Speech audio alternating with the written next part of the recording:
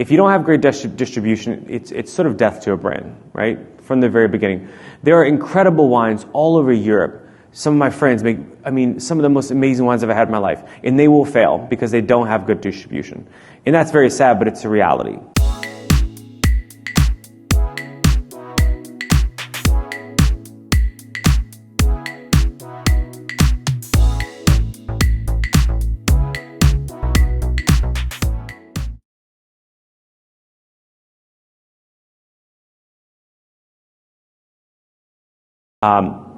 Now, once you're packaged, distribution and your network is probably the second most important part after the actual wine itself, right? People would say, well, what about the branding? What about the bottle shape and things like that? I go, yeah, but everyone's doing that, and that's sort of a no-brainer, right? You sort of pick your shape, so forth. In a wine shop, I don't know if that actually convinces people to buy wine that much anymore. Why? Because everyone does it, right? It's not going to give you competitive edge. What gives you competitive edge is great distributor relationships.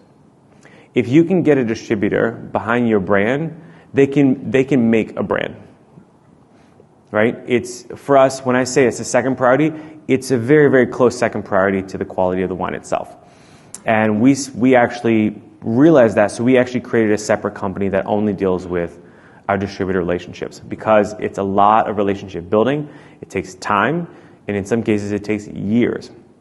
Because if you are a distributor and you have 2,000 producers in your warehouse, some of which you may have 30,000 cases at one time sitting in your warehouse, the last thing you actually need is another brand. They don't need it. They don't need us to create more brands. They might need more of the brands that already exist. So if you're coming to them with a brand, you've got to have a great relationship with them. What they're doing is they're taking a gamble on you, right? And they're gambling and they're investing in you with their money.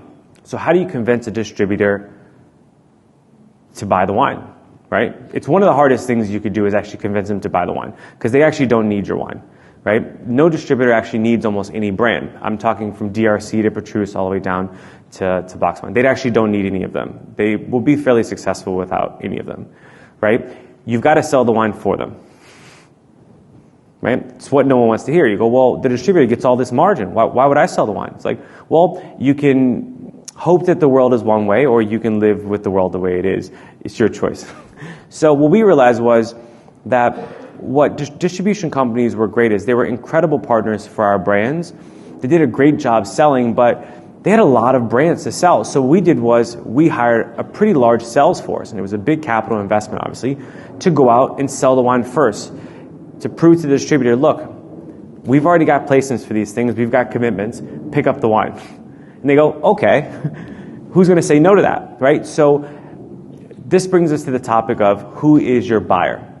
We often start with the end result, the consumer. That's actually the last buyer, right? When we look at our buyer, we first start with our distribution partner, right? That's our most important buyer, right? There's a lot of really great wines that sit in warehouses and never get purchased, right? If you don't have great distribution, it's sort of death to a brand, right? From the very beginning. There are incredible wines all over Europe. Some of my friends make, some of the most amazing wines I've ever had in my life, and they will fail because they don't have good distribution. And that's very sad, but it's a reality. So the first thing we do is we build strong distribution relationships, right? We meet with them, and they're genuine relationships. We connect with the people we like, because when we leave that meeting and they buy our wine, we have to trust that they're representing the wine properly and they're preaching the gospel the way we want them to, right? They're not discounting the brand further than we want it to. They're not putting in accounts that doesn't really build my brand, it just hurts my brand, right? There's a big trust relationship there. The second buyer is either the retailer or the restaurant, right? So you have to build relationships there, right?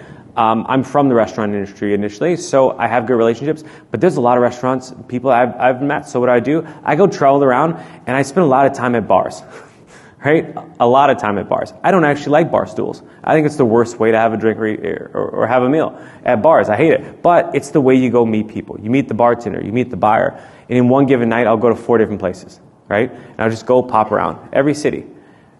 It's networking, right? Give them your card. Hey, look, RNDC, Southern Wine and Spirits, whatever the distributor is, they're going to be representing my wine. Hey, if they come by, I'd love you can pick up a case. I'd appreciate it.